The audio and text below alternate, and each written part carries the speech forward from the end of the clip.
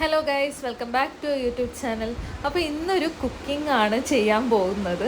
അപ്പോൾ ഇപ്പോൾ സമയം എന്താ 10:40 രാത്രിയാണ്. അപ്പോൾ നമുക്ക് അതിലോട്ട് പോവാം. അപ്പോൾ നമുക്ക് ആദ്യം ഒരു പാത്രത്തിൽ കുറച്ച് വെള്ളം എടുക്കുക, എന്നിട്ട് അത് സ്റ്റൗ ഓൺ ചെയ്തിട്ട് അത് അതിൽ വെക്കുക.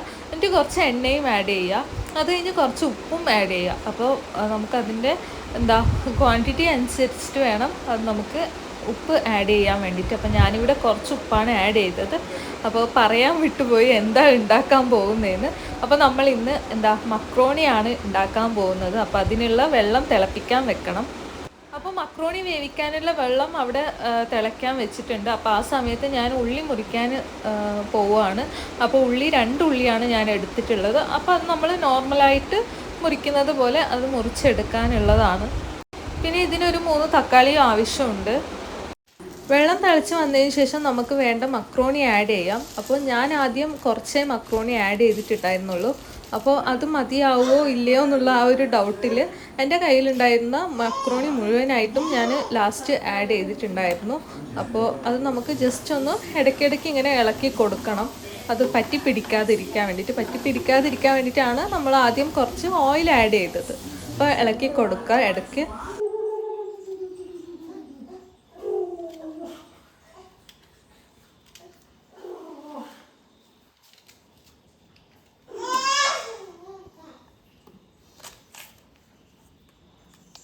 ഇവിടെ ഒരാൾക്ക് ഉറക്കമൊന്നുമില്ല. അപ്പോൾ തക്കാളി വേണമെന്ന് പറഞ്ഞിട്ടുണ്ടായിരുന്നല്ലോ. അപ്പോൾ ആ ഒരു തക്കാളിക്ക് നമ്മൾ കുറച്ച് ലൈൻസൊക്കെ ഇങ്ങനെ വരച്ച് കൊടുക്കണം. അപ്പോൾ അതിൻ്റെ ചൊട്ടും കൂടി കളയണമായിരുന്നു, പക്ഷെ ഞാൻ കളഞ്ഞിട്ടുണ്ടായിരുന്നില്ല. ഞാനല്ല, ഹസ്ബൻഡാണ് മുറിക്കുന്നുള്ളത്. അപ്പോൾ നമ്മൾ 2 പേരും കൂടിയിട്ടാണ് ഇന്ന് ഈ ഒരു സംഭവം ഉണ്ടാക്കാൻ പോകുന്നത്.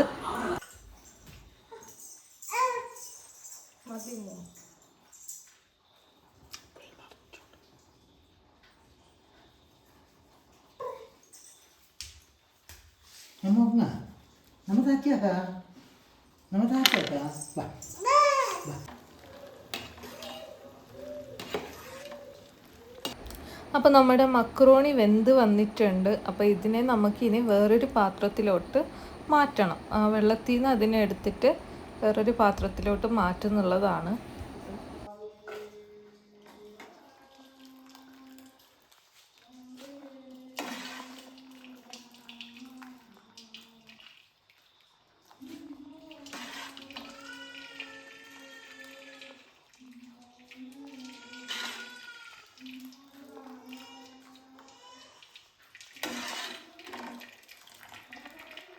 അപ്പോൾ ഇത് വേണമെങ്കിൽ നമുക്ക് ഒന്നും കൂടി പച്ചവെള്ളത്തിൽ ഇടാവുന്നതാണ്, കാരണം ഒട്ടിപ്പിടിക്കാതിരിക്കാൻ വേണ്ടിയിട്ട്. അത് ആവശ്യമില്ല, കാരണം നമ്മൾ ഇട്ടിട്ടൊന്നുമില്ല.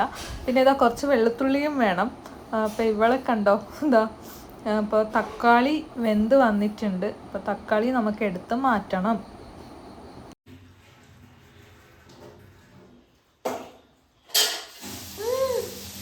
അപ്പോൾ ആ തക്കാളീൻ്റെ തൊലി നമുക്ക് കളയണം. അപ്പോൾ അത് ചൂട് കുറച്ച് മാറിയതിന് ശേഷം നമുക്ക് കളഞ്ഞാൽ മതി. പക്ഷെ നമ്മൾ കുറച്ച് വേഗമായിപ്പോയി, അതുകൊണ്ട് കൈയൊക്കെ പൊള്ളി ജസ്റ്റ്.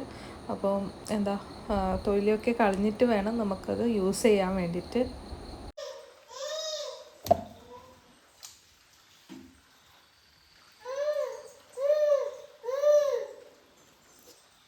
അപ്പോൾ തക്കാളീനെ നമ്മൾ ജാറിലിട്ടിട്ട് നമ്മളൊന്ന് ഗ്രൈൻഡ് ചെയ്തെടുക്കണം.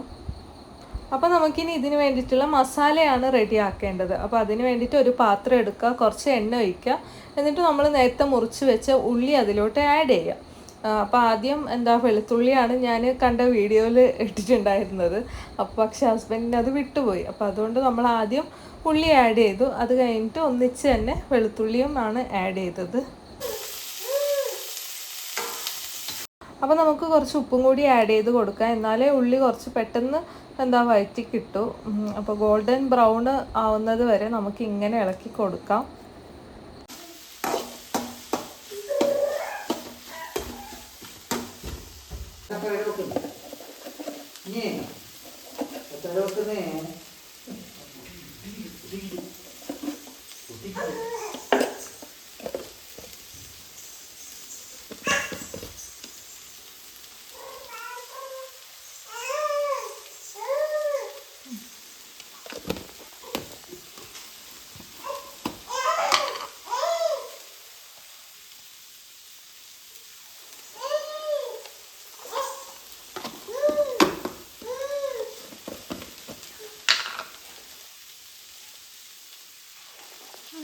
മഞ്ഞൾപ്പൊടി, കുരുമുളക് പൊടി, പിന്നെന്താ മല്ലിപ്പൊടിയൊക്കെ ആഡ് ചെയ്തിട്ടുണ്ട്. പിന്നെ ഈ ഒരു മുളക് പൊടി നമുക്ക് കുറച്ച് മതി, കാരണം ഇത് കാശ്മീരി ചില്ലി പൗഡറാണെന്ന് കരുതിയിട്ടാണ് ഹസ്ബൻഡ് നല്ലോണം ഇട്ടത്. പക്ഷേ എന്താ പിന്നെ കഴിക്കുമ്പോഴായിരുന്നു നമുക്ക് മനസ്സിലായത് അത് കാശ്മീരി ചില്ലി പൗഡർ അല്ലാന്ന്. കാരണം എന്താ നല്ല എരിവുണ്ടായിരുന്നു, കാരണം അത്രയ്ക്കും പൊടി ഇട്ടിട്ടുണ്ടായിരുന്നു കളറ് വരാൻ വേണ്ടിയിട്ട്. പിന്നെ നമ്മൾ നേരത്തെ വെച്ച ആ ടൊമാറ്റോൻ്റെ ആ ഒരു പ്യൂരി ഇതിലേക്ക് ആഡ് ചെയ്യുക. എന്നിട്ട് നന്നായിട്ടൊന്ന് ഇളക്കി കൊടുക്കണം.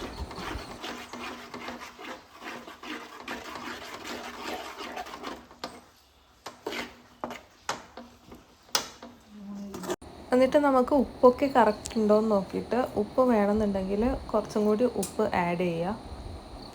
എന്നിട്ട് നമുക്കിതിലേക്ക് പാൽ ആഡ് ചെയ്യണം. അപ്പോൾ പാക്കറ്റ് പാലാണ് കൊണ്ടുവന്നിട്ടുണ്ടായിരുന്നത്, അപ്പോൾ അത് നമുക്ക് കുറച്ച് ആഡ് ചെയ്ത് കൊടുക്കുക. എന്നിട്ട് നന്നായിട്ടൊന്ന് ഇളക്കി കൊടുക്കാം. അപ്പോൾ പാലും കൂടി ആഡ് ചെയ്തതിന് ശേഷം നമുക്ക് വേണമെങ്കിൽ ഉപ്പൊക്കെ നോക്കിയിട്ട് ഉപ്പ് വേണമെങ്കിൽ ആഡ് ചെയ്യാവുന്നതാണ്. പക്ഷെ നമ്മൾ ആഡ് ചെയ്തിട്ടില്ല. അപ്പോൾ ഇതിലേക്ക് ഇനി നമുക്ക് ആഡ് ചെയ്യേണ്ടത് മക്രോണിയാണ്. മക്രോണിയും കൂടി ആഡ് ചെയ്തിട്ട് നമുക്കൊന്നും കൂടി അതിനെ ഇളക്കി കൊടുക്കാനുണ്ട്.